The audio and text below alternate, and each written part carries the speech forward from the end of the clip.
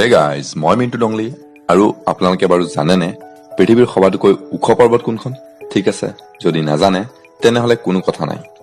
এইটো নিশ্চয় জানে চাগে যে মাছৰ পিয়াহ নালাগে বুলি। এনেকুৱা ধৰণৰ ফেক্টছবোৰ জানিবলৈ ভিডিঅ'টো শেষলৈ নিশ্চয় চাব আৰু আমাৰ চেনেলটি ছাবস্ক্ৰাইব কৰিব নাপাহৰিব। ফেক্টছ নম্বৰ 1, আপোনালোকে জীৱনত নিশ্চয় এবাৰ নহয় এবাৰ ৰেলৰ ভ্ৰমণ কৰিছে আৰু ভাগ্যবশতঃ সেই ভ্ৰমণটো আপুনি কনফাৰ্ম টিকেটত কৰিছে। কিন্তু কেতিয়াবা আপুনি ৰেলৰ টিকেট কনফাৰ্ম নাপালে আৰু আপোনাক কোৱা হ'ল যে RAC হ'ব, তেতিয়া আপুনি নাভাবিব আমি AC ডবাত আসন পাম বুলি। RACৰ অৰ্থ হ'ল ৰিজাৰ্ভেশ্যন এগেইনষ্ট কেঞ্চেলেশ্যন, মানে যদি কোনোবা মহান ব্যক্তিয়ে কিবা কাৰণত টিকেটটো কেঞ্চেল কৰে বা কিবা কাৰণত যাত্ৰা স্থগিত কৰে, তেতিয়া সেই ব্যক্তিজনৰ আসনত আপুনি আৰামেৰে সেই যাত্ৰা শেষ কৰিব পাৰিব আৰু সেই ব্যক্তিজন নিশ্চয় আপোনাৰ বাবে মহান হৈ পৰিব। ফেক্টছ নম্বৰ 2, আপোনালোকক যদি মই সুধো বিশ্বৰ সবাতোকৈ ওখ পৰ্বত কোনখন, তেতিয়া অবভিয়াছলি আপোনালোকৰ মনলৈ মাউণ্ট এভাৰেষ্ট আহিব। এতিয়া যদি মই কওঁ মাউণ্ট এভাৰেষ্টতকৈ ওখ আৰু এখন পৰ্বত এই পৃথিৱীত আছে, তেতিয়া হয়তো আপোনালোকে ভাবিব ই কি পাগলৰ দৰে আনাপ চানাপ বকিছে। অকমান সময় ধৈৰ্য ধৰক আৰু ফেক্টছটো সম্পূৰ্ণৰূপে জানি লওক।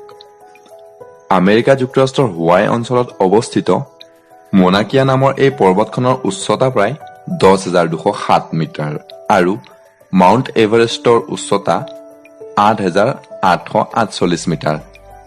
আপোনালোকে এতিয়া নিশ্চয় ভাবিছে তেনেহলে সকলোৱে মাউণ্ট এভাৰেষ্টক কিয় পৃথিৱীৰ ওখ পৰ্বত বুলি কয়। এক ছেকেণ্ড ৰখিব, কাৰণ মোনাকিয়া নামৰ এই পৰ্বতখন এটা সাগৰীয় দ্বীপত অৱস্থিত আৰু ইয়াৰ আধাতকৈ বেছি অংশ প্ৰায় 6,000 মিটাৰ পানীৰ ভিতৰত আছে আৰু সেইবাবে ইয়াক পৃথিৱীৰ ওখ পৰ্বত হিচাপে গণ্য কৰা নহয়। ফেক্টছটো নহয়নে বাৰু আচৰিত? ফেক্টছ নম্বৰ 3, বৰ্তমান মহামাৰী COVID-19ৰ ভয়াৱহতাৰ বিষয়ে আমি সকলোৱে জ্ঞাত, কিন্তু আপোনালোকে জানে আমাৰ পৃথিৱীখনত এনে মহামাৰীয়ে সময়ে সময়ে দেখা দি মানৱ জাতিৰ জীৱনলৈ প্ৰত্যাহ্বান কঢ়িয়াই আনে। এনে এক বৃহৎ মহামাৰী আমাৰ পৃথিৱীখনে 1346 চনতে সন্মুখীন হৈছিল। এই মহামাৰীয়ে প্ৰায় 20 কোটি মানুহৰ প্ৰাণ লৈছিল আৰু ইয়াক দ্য ব্লেক ডেথ নামেৰেও সকলোৱে জানে। কিন্তু এটা কথা, যদিহে ইমান ভয়াৱহ মহামাৰী তেতিয়া বিশ্বই মষিমূৰ কৰিব পাৰিলে, এতিয়া এই কৰোণা মহামাৰীনো কি? ইয়াক আমি জয় কৰি সকলোৱে ইয়াৰ পৰা মুক্ত হ'ব পাৰিম। ফেক্টছ নম্বৰ 4, এই ফেক্টছটোৱে আপোনাক ভাৰতীয় হোৱাত গৌৰৱান্বিত কৰিব। 2005 চনৰ 26 মে তাৰিখে ছুইজাৰলেণ্ডৰ জেনেভা চহৰত মিছাইল মেন হিচাপে খ্যাত স্বৰ্গীয় আব্দুল কালাম ডাঙৰীয়া অহাৰ বাবে ছুইজাৰলেণ্ড চৰকাৰে 26 মে দিনটো ছুইজাৰলেণ্ডৰ নেশ্যনেল ছায়েন্স ডে হিচাপে ঘোষিত কৰে। ফেক্টছ নম্বৰ 5, আপোনালোকে কেতিয়াবা নহয় কেতিয়াবা নিশ্চয় ভাবিছে আমাৰ ভূগৰ্ভৰ ভিতৰতনো কি আছে, আৰু কেতিয়াবা হয়তো এনেকৈও ভাবিছে ভূগৰ্ভৰ ভিতৰলৈ কিমান দূৰ দকৈ গাঁত খান্দিব পাৰি। আপুনি জানি আচৰিত হ'ব 1970 চনৰ 26 মে তাৰিখে ছভিয়েট ইউনিয়নৰ চৰকাৰৰ প্ৰচেষ্টাত ভূগৰ্ভৰ ভিতৰলৈ প্ৰায় 12,262 মিটাৰ খান্দিছিল। ভূবিজ্ঞানীসকলে এই অনুসন্ধান ক্ৰমে 3টা স্তৰ লাভ কৰিছিল, য'ত প্ৰথমটো স্তৰত পানী, দ্বিতীয়টো স্তৰত খনিজ পদাৰ্থ আৰু শেষত 3 নম্বৰ স্তৰত কেৱল আৰু কেৱল বহুত তাপ লাভ কৰিছিল।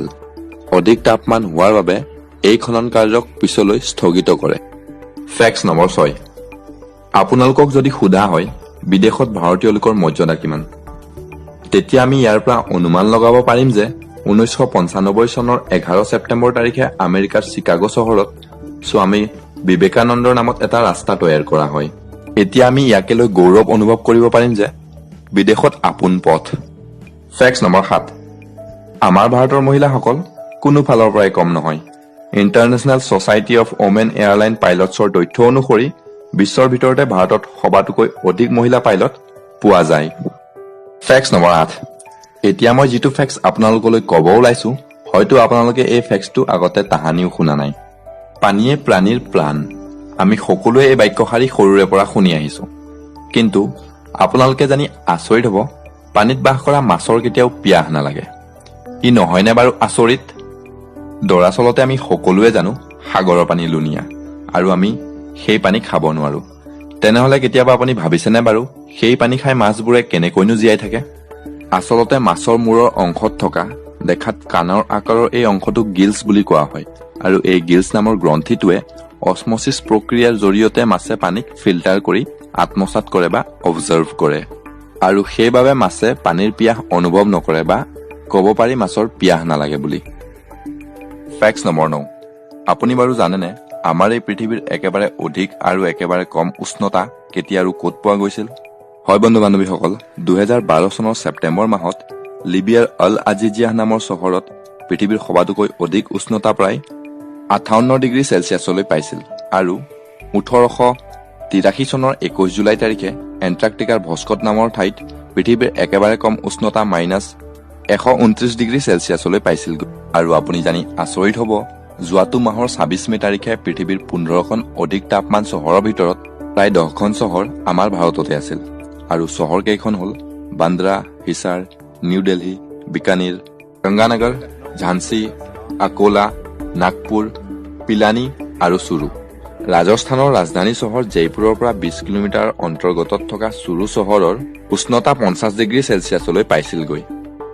10 নম্বৰ ফেক্টটো জনাৰ আগত যদিহে আমাৰ চেনেলটো ছাবস্ক্ৰাইব কৰা নাই তেনেহলে ছাবস্ক্ৰাইব কৰি ল'ব আৰু ওচৰতে থকা বেল আইকনৰ অলটো টিপি দিব।